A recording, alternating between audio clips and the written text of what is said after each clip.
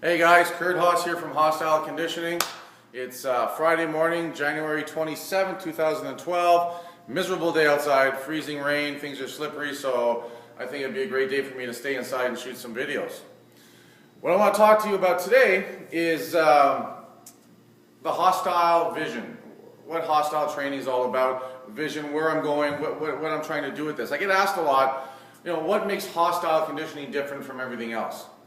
In business, they tell you you should have your elevator pitch, where you've got 30 seconds, and in 30 seconds you're supposed to describe, the essence of what your business is. And, I can see the point for that so you can be clear on your vision, but at the same token, sometimes I don't think it's always that simple. I think people sometimes just need more explanation and information to help process it for themselves. So I do have a vision for training. I do have a vision for what works and what will get the best results. And for me, best results means to make you healthier, to make you fitter, stronger, tougher. You see that's one of some of my taglines and some of my websites and stuff. It's all about preparing you for life, right? We're here, we have one shot at this life. We want to enjoy it, we want to partake, we want to live fulfilled. And one of the things that's important for that to happen is to have health and to have the body to use as a vehicle to take us through life so that we can appreciate, enjoy, live and prosper, doing the things we like to do, loving the people we want to love, and really getting the most out of life, everything it has to offer. And we have to set ourselves up for success for that.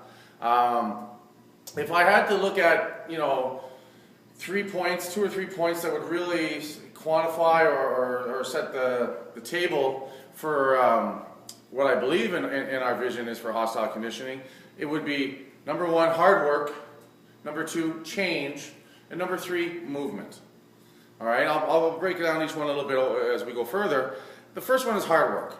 We need to work hard at whatever our goals are. It's been said that, if we acquire something or we do something, and if we didn't work hard to get it, it really wasn't worth something.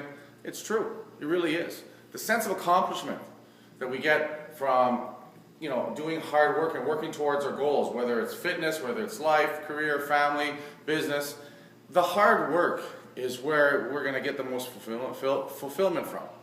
On a physical side, the body needs to be worked. The human body is a powerful adaptive tool that is built to work hard, physically and mentally, but at the same time, if it isn't worked, if you don't use it, you lose it. We've heard that many times in the past with different situations stuff.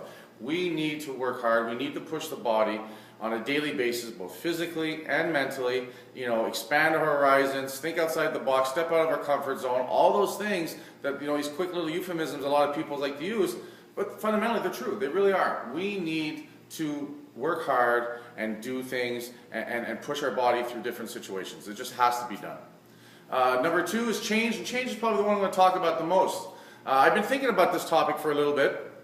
I wanted to talk about it because I get asked a lot. We were just at the Health Expo, and how's Hostile Conditioning different from, this global gym or that global gym or this training, stuff like that. The biggest thing for me is change. Now, this morning, did a workout, trained a group of people, and then I was on the computer just, watching some different things. I follow different people, and one of the people I like to follow is Rob Dale. Rob Dale is one of my clients here, trains here, does phenomenal, but he's also a pastor over at the Biker Church in the City Church of Ottawa.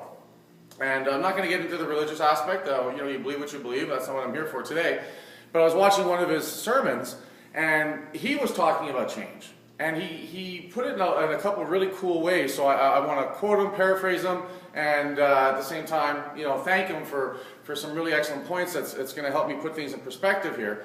One of the cool things he said is that things that do not change perish. All right? So what that means is the world is in a constant state of flux. This is what I get out of it. The world is in a constant state of flux. And the human body has evolved or was designed by a higher power, whatever you want to believe, to deal with that constant state of flux. It's warm, it's cold, I'm hungry, I'm not hungry, I'm tired, I have lots of energy. I'm being chased by bears and stuff. I'm chasing the guy who just tried to steal my food. Those are constant things that we have to deal with, the body was designed to do. Nowadays, the hardest thing most of us do is sit behind a computer. 10,000 years ago, a million years ago, again, whatever you want to subscribe to, we had to run, we had to fight, we had to kill, we had to eat, We had to procreate. That was our daily job. The life expectancy of a human might have been 30 years because it was so hard on the body. So we had to push ourselves, and we had to adapt, eat when we could eat, fight off an enemy when we had to fight off, and be ready.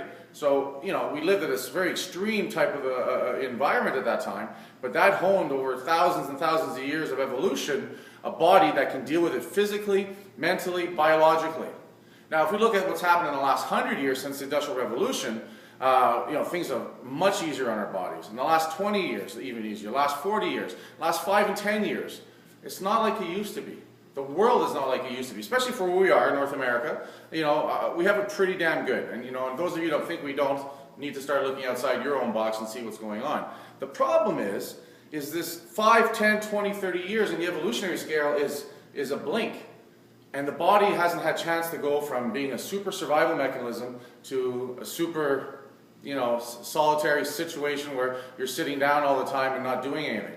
And the body is having a hard time dealing with that. It's rebelling against that, right? So it's very important that we understand and recognize that when we're not busy and we're not physically active, our body doesn't know what to do with itself. And it basically breaks down. It's meant to be used. So that's why the other thing that Rob was saying this morning is that every living creature needs to be in a place of constant change. And that's because that's how we evolved. And for us to stop that, for us to sit on our asses all the time and do nothing, it's killing us. It literally is killing us from the inside out, mentally, physically. It's making a huge difference. We have to fight that. We have to have that physical aspect. Our body was meant and designed to deal and thrive with constant change.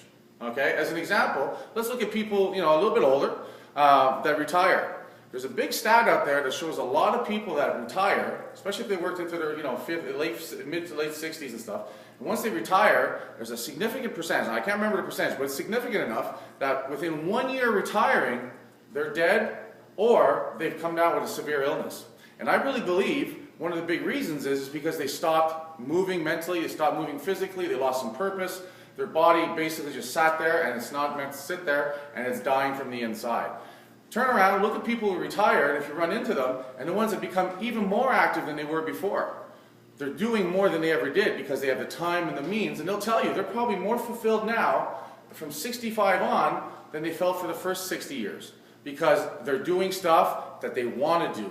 They're doing stuff that they enjoy, and they're keeping busy physically and mentally. You know, there's seniors out there skydiving that never would have done that, thought of doing that when they were 40. But it's what's keeping them alive, because physically and mentally they are thriving, and it's the physical and mental thriving that we need to go after. We need to stay on top of that. We cannot lose that. You know, and the other problem that I see around us is that people are stuck in routines. People are living as if they're retired. There's 30, 40, 50-year-old people that do the same thing day in, day out, hate what they do, get home at 4, 5 o'clock, turn on the TV, rock there till 10, 11, 12, 1 o'clock in the morning, get some terrible sleep, some crappy nutrition, no physical activity, get up the next day and do it again and again and again. They're killing themselves. So again, you have to have change. Physically and mentally, there has to be a lot of change. You have to keep yourself adapting. The other thing, the third thing I want to talk about is movement. The human body is meant to move. We have muscle and strong bones and everything else in our system to allow us to move our body, to propel ourselves through space. And again, we were built for that, we were designed for that, and for most of us, we're doing none of that. And again, it's killing us. We need to move. 10,000, 100,000, a million years ago, again, whatever you want to believe, evolution or creation, I don't care. We were hunters and gatherers and warriors. That's what we were doing on a daily basis. We thrived, we survived. Now, like I said before, in the last 5, 10 years especially, we do nothing. We do nothing. You want to sit there and say, well, I worked really hard today, you know, I moved some boxes. Well, maybe that's hard for you in your scope of what you normally do, but that's nothing compared to what we had to do tens and thousands of years ago for survival. Okay, either we were trying to be conquered by people, we were trying to conquer other people, we were starving, we were fighting, we were dealing with all kinds of things. We thrived. We survived, and because of that, we got through a lot of big things. The world survived things like the Black Plague, the bubonic plague. It survived that stuff. Now we stand in line to get a shot for a virus that we may or may not get. You know what I mean? It's incredible how weak we've become physically and mentally. The better things have become, I think the worst things have become for us in a lot of ways. So again, you know, going back to what the hostile vision is, it's hard work, change, and movement. We need to work hard, we need to push our body on a daily basis so that when we work really hard and intense for 30 to 40 minutes a day, the rest of the day seems like a cakewalk, and it will become a cakewalk. And then what you can handle throughout the day, your capacity for physical and mental stress will skyrocket. You will become superhuman compared to what you were before. And that's what I want to do with Hostile Conditioning. That's my vision for everyone who comes and trains here, is to make you leaner, meaner, and tougher. Right? So we can go out there and just take on life and kick it in the ass. That's what we're meant to do. Again, this is Curdhos from Hostile Conditioning. Crush it.